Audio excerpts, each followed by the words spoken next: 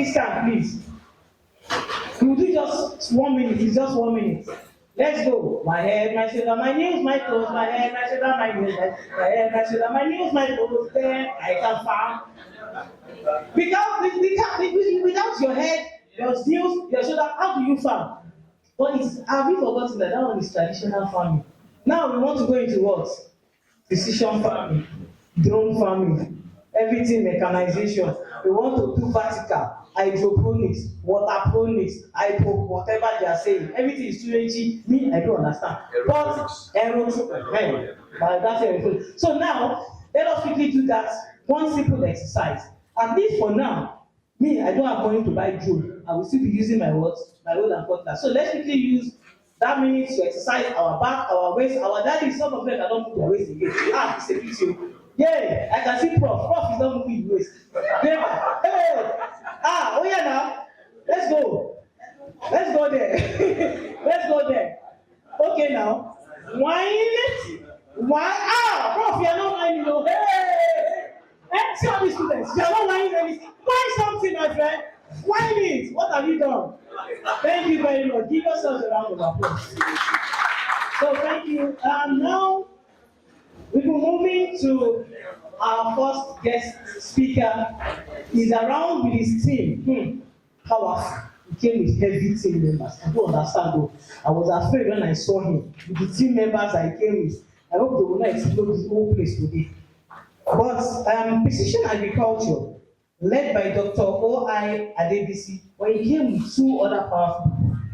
So we'll be having a 3-in-1 discussion under precision agriculture. Under precision agriculture, we'll still be talking about drone and soil monitoring, as well as the GIS and climate change. So we have 3 topics in one, but we'll first of all invite Dr. O.I. Adebisi to come and talk to us about precision agriculture. Please, a round of applause as he comes in, please.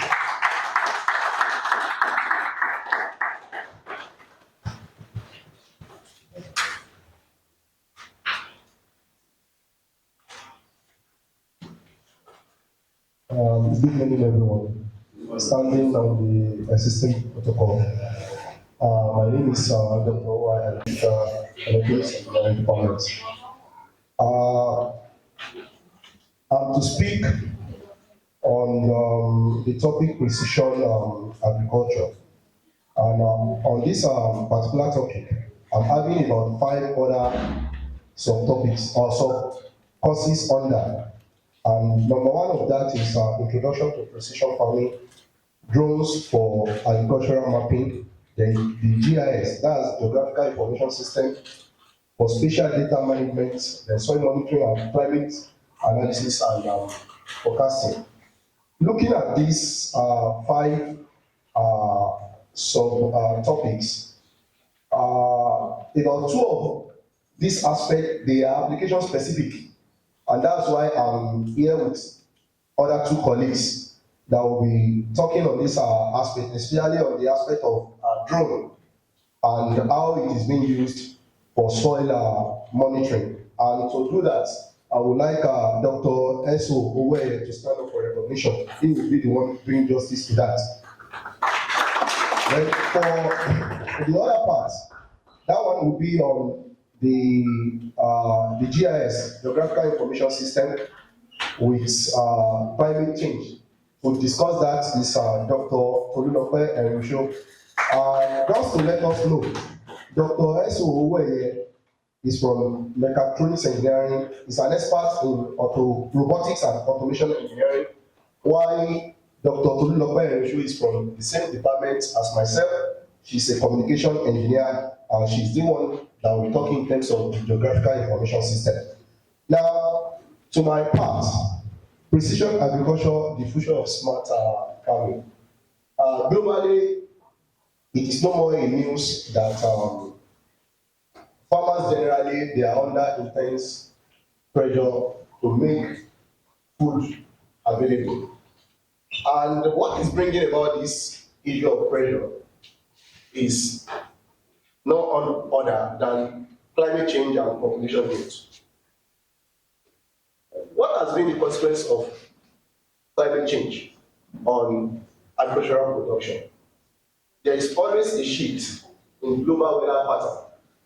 If you look at it, the period of rainfall, the dry season, you cannot predict them. Unlike before, everything is shifting due to human activities such as the burning of fossil fuel, which has been piling pressure on farmers generally to produce more food. Also, the population keeps growing. Unlike before, maybe when in Nigeria, when we were about 50 million. Currently now, Nigeria is about 200 to 220 million in population. It's farmers that will make food available to feed this population.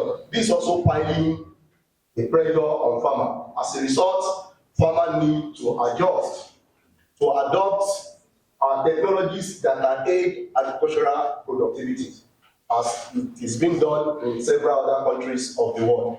Different countries of the world, actually, they have been adopting different technologies. If you look at the countries like China now, Japan, America, they have all been adopting, go back to that slide please, they have been adopting technologies by venturing into research and development to be able to produce resilient crops, improve farming activity that can improve what? Efficiency. And one of these measures they have been taking has to do with what? Precision agriculture. Next slide please. Now, what do we mean by precision agriculture? When we say precision agriculture is a technology-driven farming that is intended to streamline inputs to farming activity. What are these inputs? Water, fertilizers, pesticides, among others, using advanced technologies. What are these technologies? Like the geographical positioning system, the GIS, geographical information system, Internet of Things, sensor, drones. What is the purpose of adopting all these technologies is to optimize use of these inputs, to reduce wastages, and to enhance agricultural productivity. Next slide, please. Now, this figure one now is a typical illustration of what precision agriculture is all about. Starting from the rear, we have a farm plot where we are having different nodes. These nodes are representing different plant points in which we have different sensors attached to monitor different parameters of the plant, like the raindrop, the temperature and humidity, the light, the solar radiation, among others. When all these sensors gathers information or gathers data on these farm plots through a communication network, this data can be sent into a cloud in which we have a database management system that can store all this data. The data stored in the cloud can be used for different things. It can be used for data analysis, it can be used for information management, alert system, then data processing, among others. While the application layer, the end user can be there to make use of those information as a feedback to what is happening on the platform to improve the productivity of what we are going to be, the farming process taking place on the farm plot. Now, arising from this figure one, it shows that the precision agriculture cycle involves some processes. Next slide, please. Now, for the precision agriculture, we are going to be talking in terms of acquiring data. Now, when these data are being processed, you can access the data. When you access the data, you can use those data for decision making. While when you make decision, then you talk in terms of taking actions, then the feedback and the whole process continue to revolve like that to improve the agricultural productivity. Next slide, please. Next slide. Now, the evolution of agricultural practices. There is an era where we have the human and animal resources dominating agricultural activities. That one is around 1784, and the most problem with that era is the inefficient operation. There is this era again of mechanized agriculture where we have the use of tractor and some other equipment. The problem with that era too is the low utilization. Then we also have the era of high-speed development of automatic agriculture, like what is being shown here now is a greenhouse. Actually, in this era now, it's very easy to program, but one thing that is lacking there is the aspect of feedback. when you gather information from this, there is no feedback that you can make use of this particular information to enhance productivity. Now coming to the era of the smart agriculture, where there is a feedback, like I explained in figure 1, everything that is happening on that farm plot can be sent through the communication network to a database layer that is housed within the cloud, then can be used by the end users to improve what is happening on the farm plot again. Then the cycle continue to reoccur like that, and you continue to adjust whatever is happening on your farm plot. Please, next slide. Now, what are the core technologies in precision agriculture? There are some embedded technologies in precision agriculture. Number one of them is the geographical positioning system, and that one is for feed mapping and general machinery guidance to monitor what is happening on the farm. The aspect of the GIS, which is the geographical information system, will assist in data collection and spatial analysis, while the aspect of remote sensing, that one, drones and satellites for crop, that one for generally for crop monitoring. That's the aspect of the remote sensing. Then we also have the IoT aspect that will aid the issue of data gathering, how those data are being used and how they can be visualized, and so on and so forth like that. Then we also have the AI and the machine learning data-driven decision. Then we have the smart technology, which of course is going to be useful for soil, moisture, and climate monitoring. Next slide, please. Now, the applications of precision agriculture. What are the key applications of precision agriculture?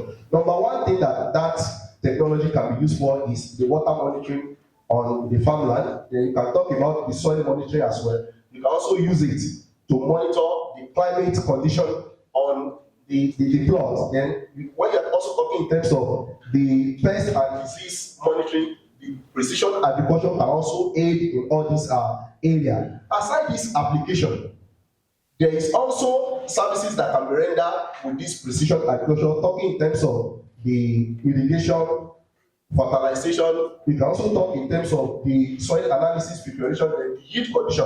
All these are services that can also be rendered by precision agriculture. Okay. Next slide, please.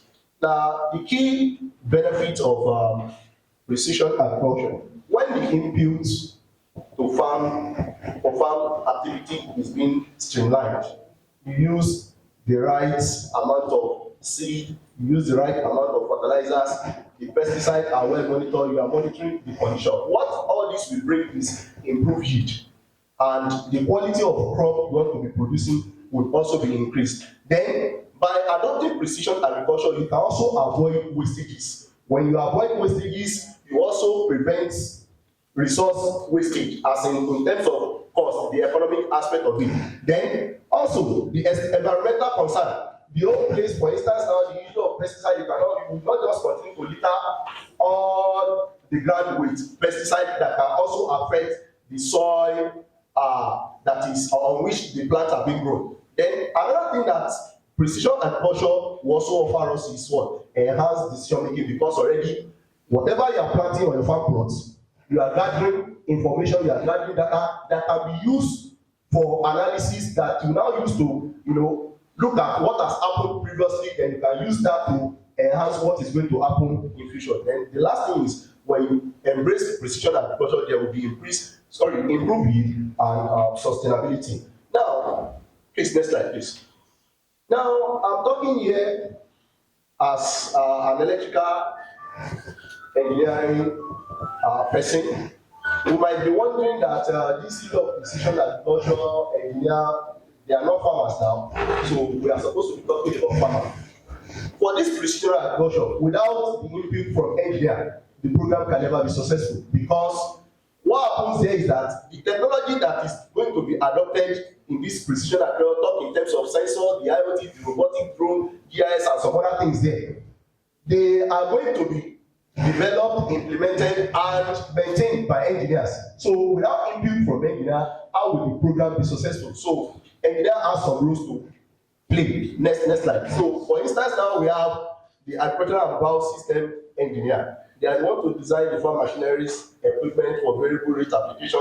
The electrical and electronics engineer, they are the one to develop smart sensors and embedded control system. The computer and software engineers, they create software platform and application for data analysis and decision making. Then we also have the mechanical engineer, we also have the role, next slide, move. We also have the roles for system and industrial engineer, the data and spatial engineers, collaborative and innovations, and so on and so forth. We have their functions as stated on the slide. Please, next slide, please. Now, there are some challenges because this does a technology to some advanced countries is not new, but to developing countries like Nigeria, this is a new technology that is just coming on board. So there are some issues there. So the key challenges is high setup cost. And number two is lack of technical skills and training. For those farmers that will be using some of this technology, or those personnel that will be using some of the technologies that I've mentioned here, they will need to undergo a lot of training for them to be well acquainted with whatever is happening. Then another thing is the poor network connectivity and infrastructure. The internet connectivity now in Nigeria is not that stable. We still have issues with it. Without it being properly put in place, there will be issues with precision accuracy, because most of these drone sensors that we are talking about, they are also using what? Network what? Connectivity in their operation. And without a perfect network in place, they are going to be having issues. They are going to be having issues when we are operating them. Then another thing is the financial and education limitation along what? Farmer. And this has to do what? Taken care of if we are to, avert the challenges of precision agriculture. Precision agriculture in Africa, as like I've said earlier, is just coming up. The adoption is still very slow. It's something that is just being introduced gradually, and in most cases, they are government initiative.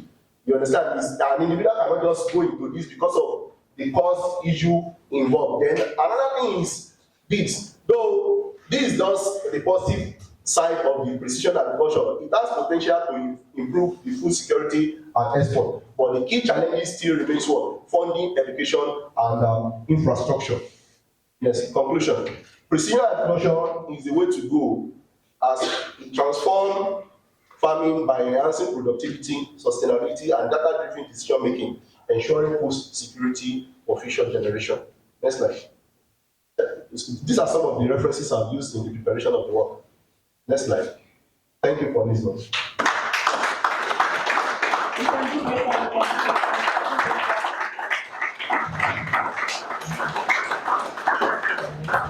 Thank you very much, sir. I believe we are enjoying ourselves now, and it's getting better. Yeah, so please, I will want to kindly give us this reminder that we're supposed to